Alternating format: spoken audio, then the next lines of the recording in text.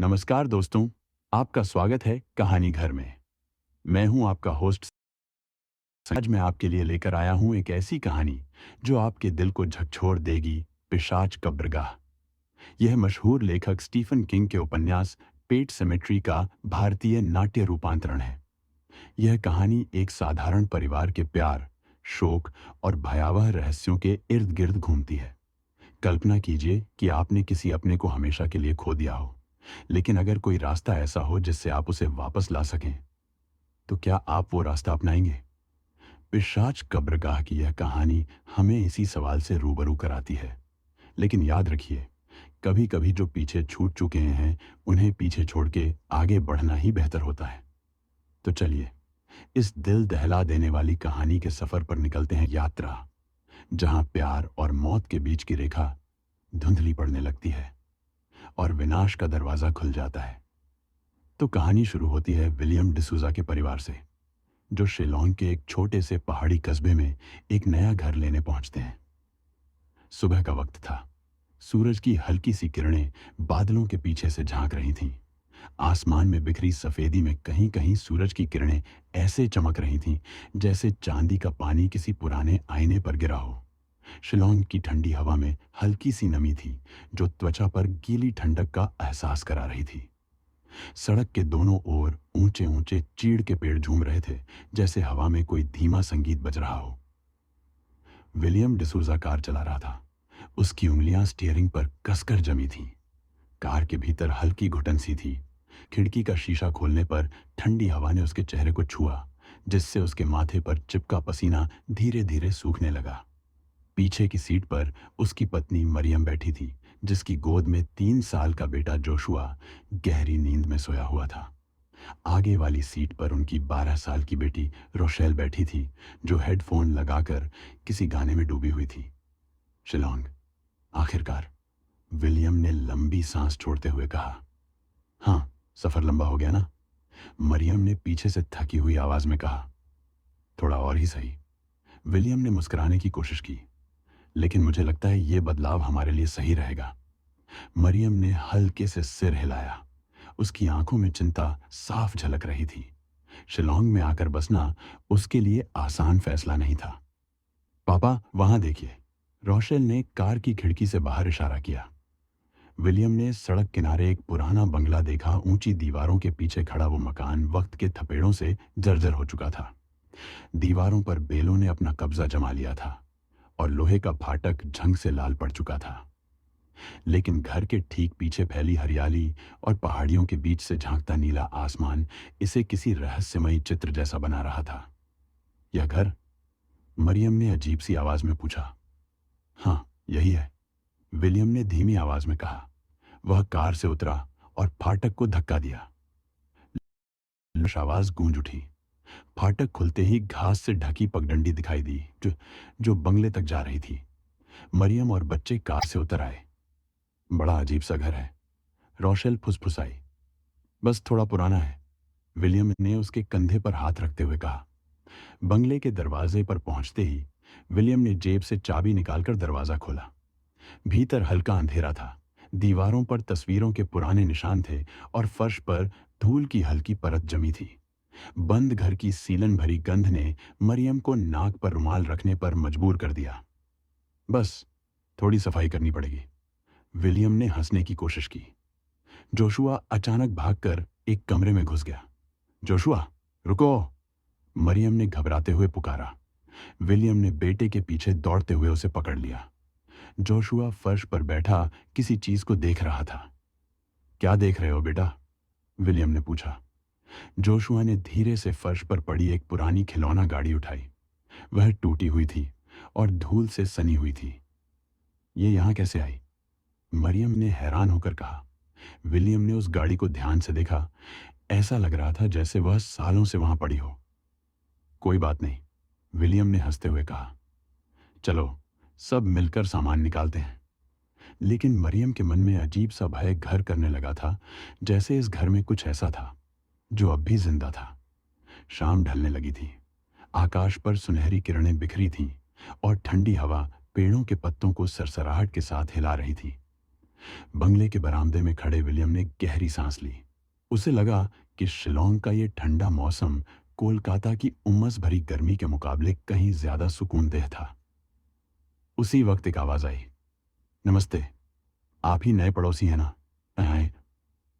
William ने घूमकर देखा।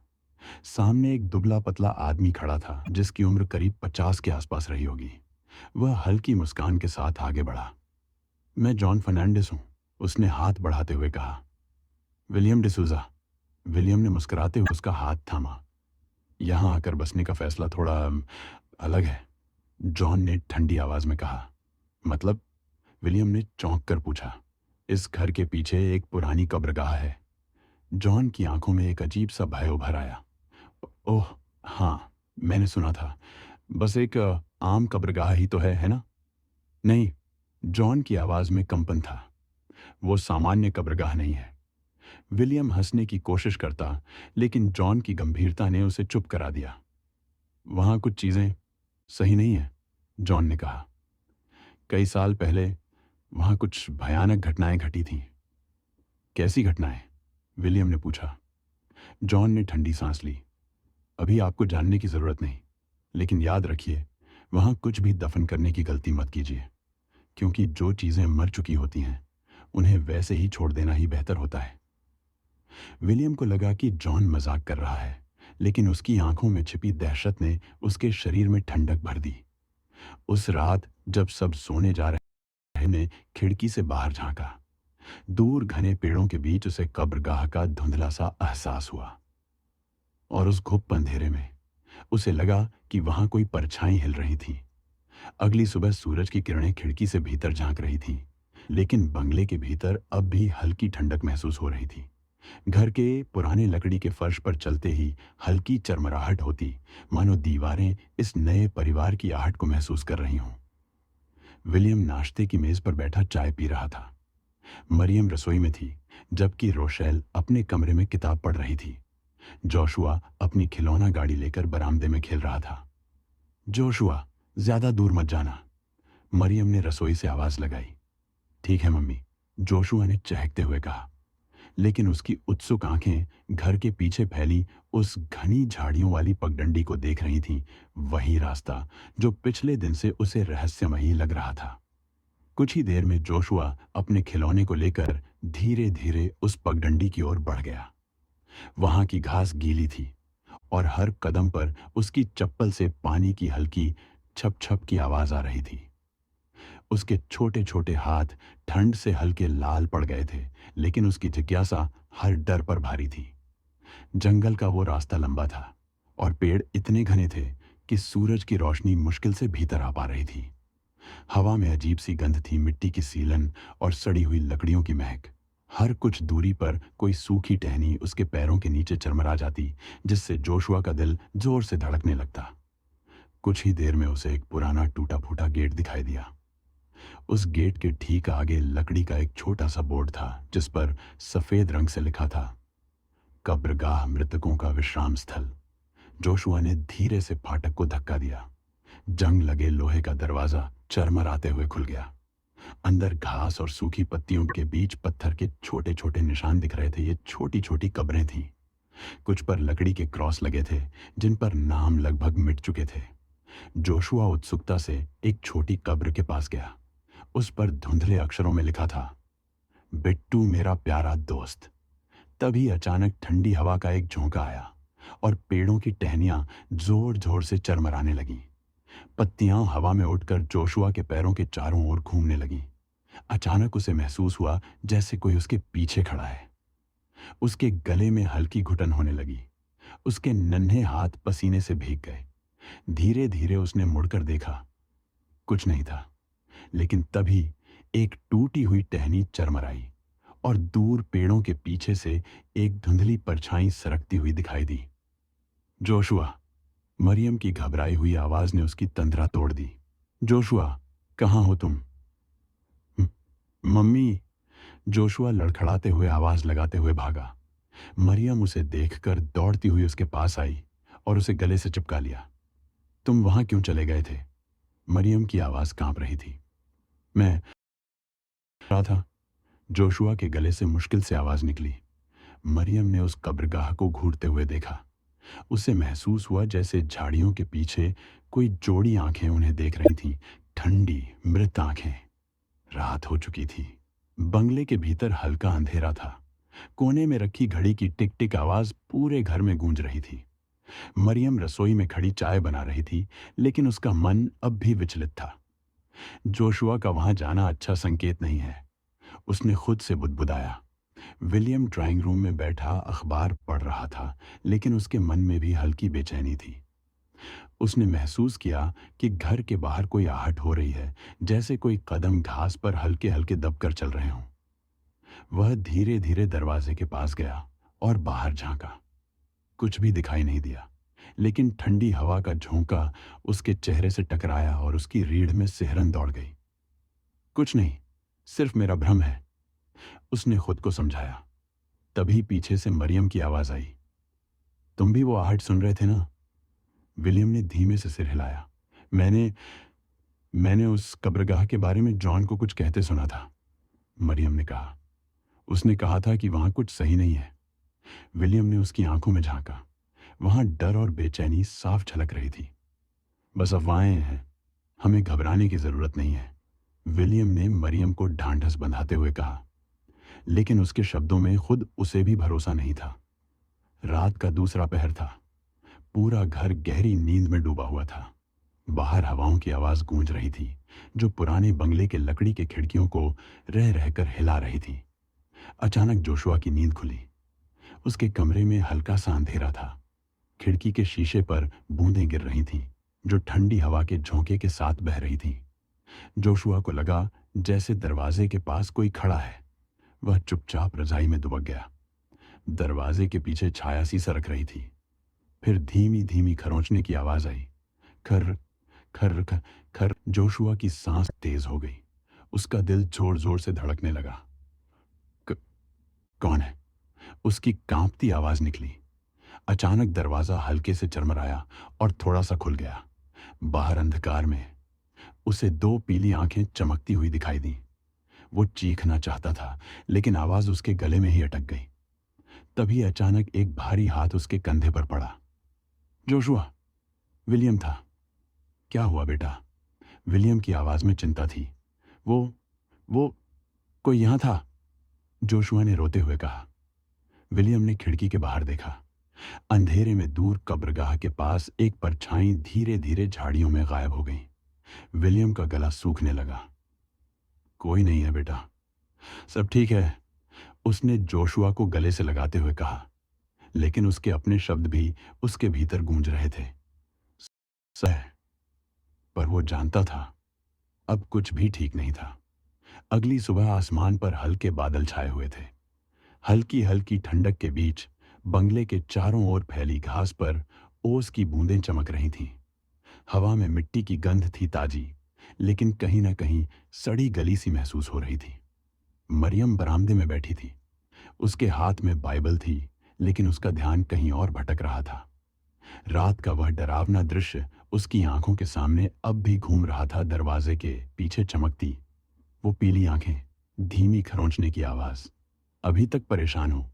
विलियम उसके पास आकर बैठ गया। वो सिर्फ भ्रम था, कुछ नहीं था वहां। विलियम ने उसे तसल्ली देने की कोशिश की।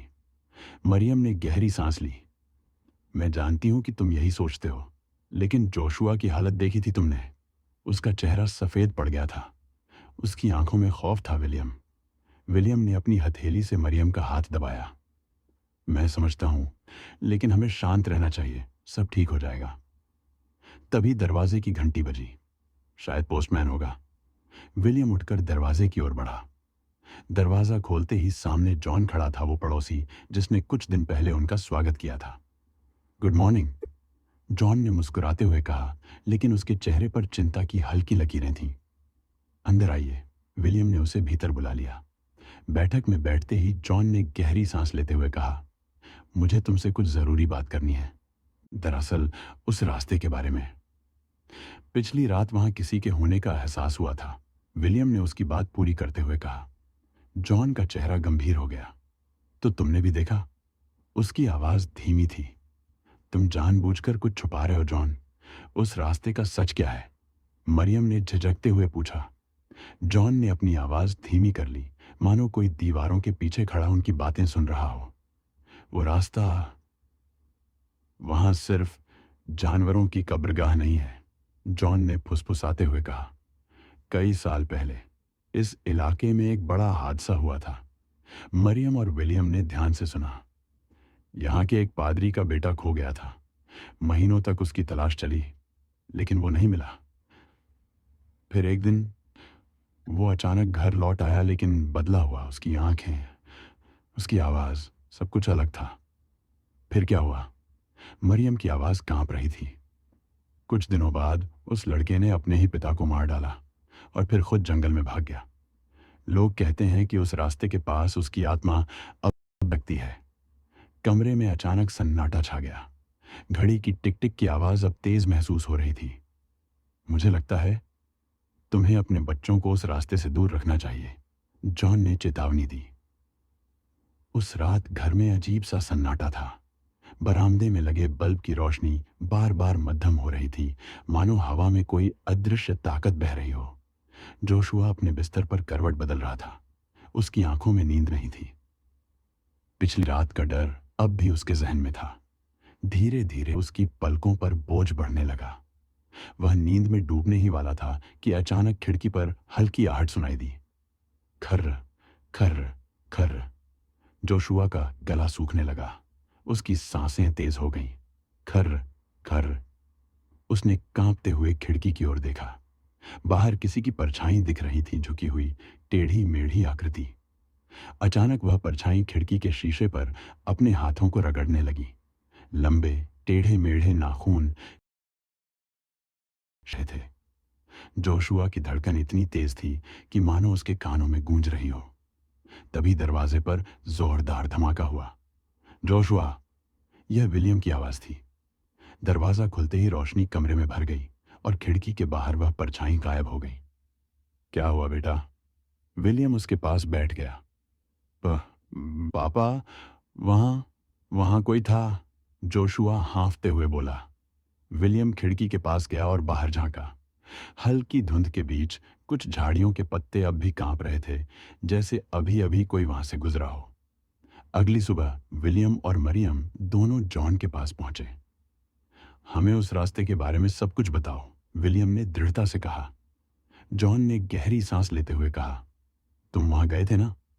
मरियम ने सिर झुकाते हुए कहा, जोशुआ वहां चला गया था। उसने कुछ अजीब देखा था। जॉन का चेहरा पीला पड़ गया। तुम्हें शायद यकीन न हो, लेकिन उस कब्रगाह में मृतकों को वापस लाने का रहस्य छुपा है। क्या? विलियम हैरानी से बोला। लोग कहते हैं कि वहां की मिट्टी में कोई रहस्यमयी शक्ति है, एक ऐसी शक्ति जो मरे हुए को लौटा सकती है, लेकिन वापस आने वाले इंसान वैसे नहीं होते जैसे पहले थे। मरियम के चेहरे पर खौफ के भाव उभर आए। तुम्हें अपने बच्चों को बचाना होगा, जॉन ने चेतावनी दी। उस रास्ते से जितना दूर रह सको उतना ही अच्छा है। रात को बंगले में फिर अजीब सी आवाजें आने लगीं।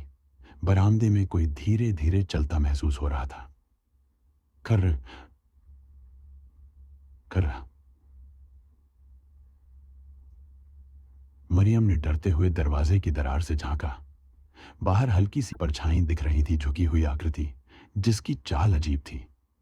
विलियम ने हाथ में बैट पकड़ा और दरवाजा झटके से खोल दिया। बाहर कोई नहीं था, लेकिन जमीन पर गीले पैरों के निशान थे जो घर के भीतर आते जा रहे थे। रात का सन्नाटा घर में एक अजीब सी बेचैनी भर रहा था। बरामदे की लाइट अब भी मध्यम जल रही थी। उसकी टिमटिमाती रोशनी दीवारों पर अजीब आकृतियां उभार रही थी। मरियम ने खिड़की के बाहर झांका। हल्की धुंध में सब कुछ धुंधला दिखाई दे रहा था। पत्तों पर ओस की बूंदें चमक रही थीं, लेकिन उस नीरव शांति में भी ऐसा एहसास हो रहा था कि मानो कोई उन्हें देख रहा हो। तुम अब तक जाग रही हो? विलियम ने उसके कंधे पर हाथ रखा। नींद ही नहीं आ रही। मरियम की आवाज धीमी थी, मानो किसी डर ने उसके गले को जकड़ रखा हो। तभी घर के पिछले हिस्से से हल्की सरसराहट सुनाई दी। Sir, sir. दोनों ने एक दूसरे को देखा। यह आवाज फिर आ रही है, मरियम फुसफुसाई। विलियम ने टॉर्च उठाई और धीरे धीरे पिछले दरवाजे की ओर बढ़ा। उसके हर कदम के साथ फर्श पर जूते की आवाज गूंज रही थी।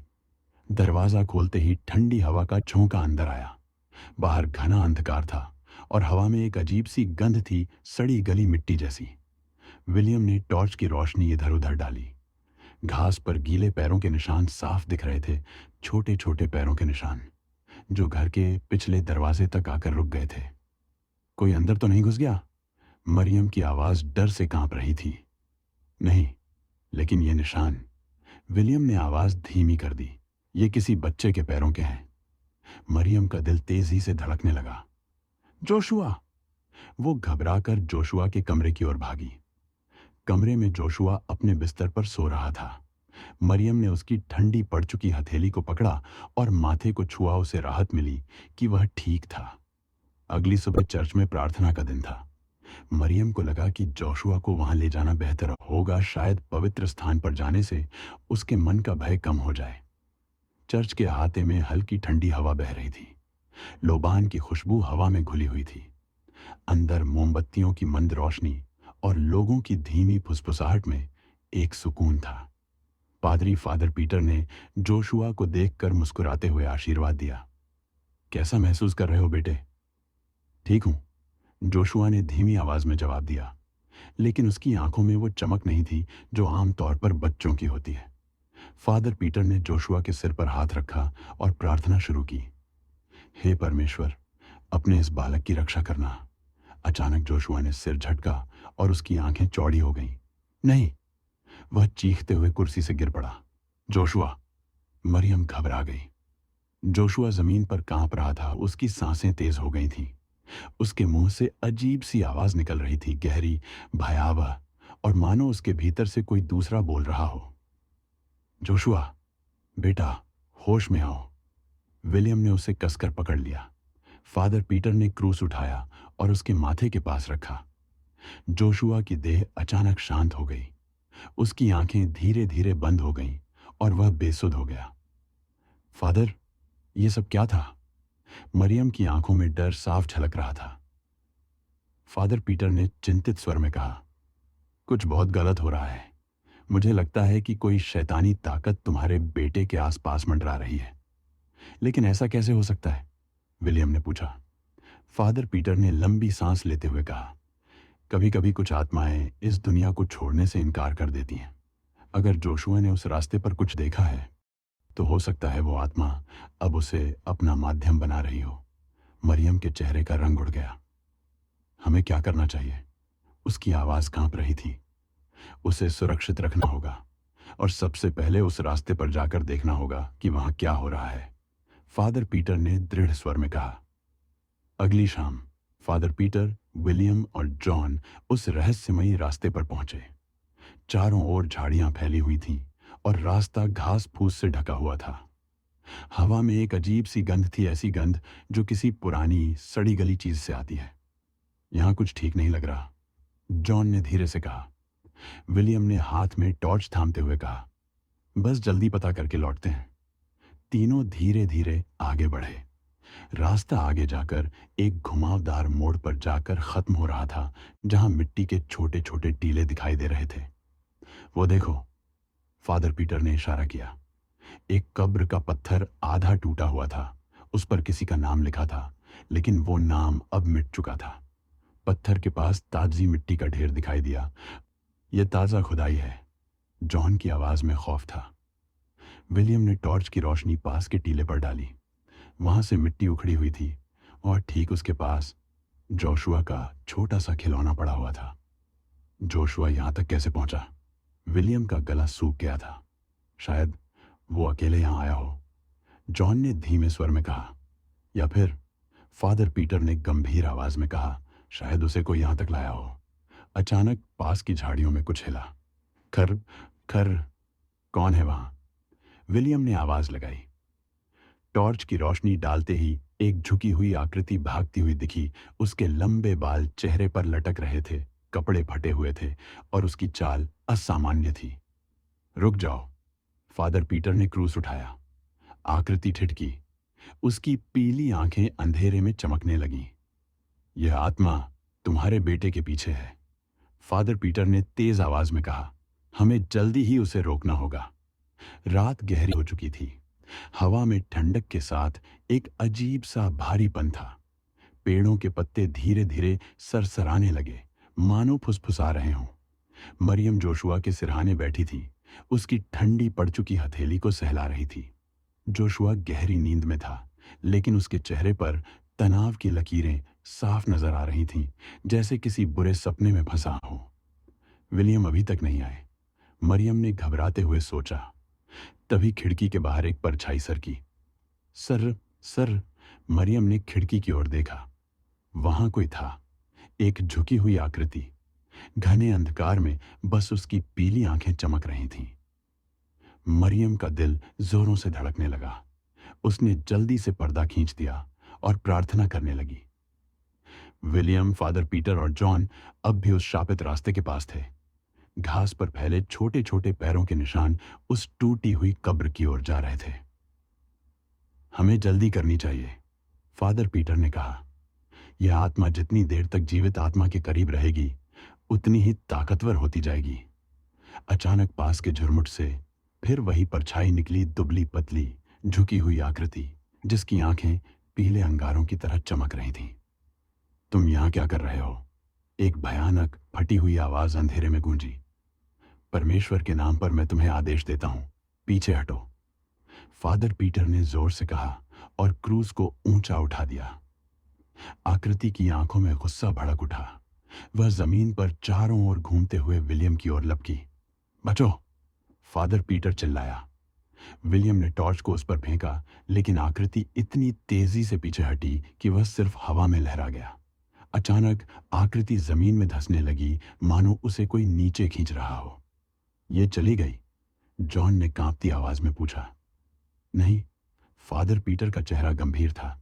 ये सिर्फ पीछे हटी है, ये अभी मरी नहीं है। जब वे घर पहुंचे तो मरियम कांपती हुई दरवाजे के पास खड़ी थी। क्या हुआ? विलियम ने चिंतित होकर पूछा। वो यहां आई थी। मरियम की आवाज कांप रही थी। जोशुआ के कमरे की खिड़की के पास उसकी आंखें। फादर पीटर ने अंदर जाकर जोशुआ को देखा। बच्चा अब भी बेसुध था। उसका चेहरा सफेद पड़ चुका था और सांसें हल्की हल्की चल रही थीं। इस पर खतरा मंडरा रहा है, फादर पीटर ने कहा। हमें जल्दी कुछ करना होगा। रात के तीसरे पहर फादर पीटर ने पूरे घर में पवित्र जल का छिड़काव किया। उन्होंने मरियम और विलियम से कहा कि वे पूरी रात जागते रहें। आधी रात को एक बार फिर सरसराहट की आवाज आई। Sir, sir. फिर वही आवाज। विलियम फुसफुसाया। खिड़की के बाहर वही झुकी हुई आकृति खड़ी थी। उसकी चमकती पीली आंखें अंधेरे को चीर रही थीं। जोशुआ मेरा है। वह दरवाजे के करीब आ गई। उसकी फटी हुई आवाज मानो किसी गहरे कुएं से निकल रही हो। परमेश्वर के नाम पर तुम्हें आदेश देता हूं, पीछे हटो, फादर पीटर ने जोर से पुकारा और क्रूज को सामने कर दिया। आकृति चीख उठी। उसकी चीख इतनी भयानक थी कि घर की खिड़कियां कांप उठी। जोशुआ को छोड़ दो, मरियम ने जोर से पुकारा। आकृति जोशुआ के सिरहाने जा पहुंची और उसकी पीली उंगलियां बच्चे के माथे पर रेंगने लगीं।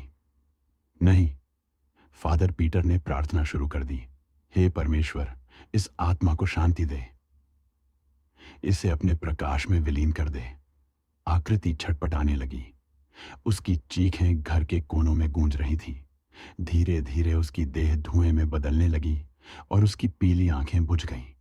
जोशुआ अचानक हिलने डुलने लगा। उसकी सांसें तेज हो गईं। फिर धीरे धीरे उसकी आंखें खुली। मां, बेटा, मरियम ने उसे सीने से चिपका लिया।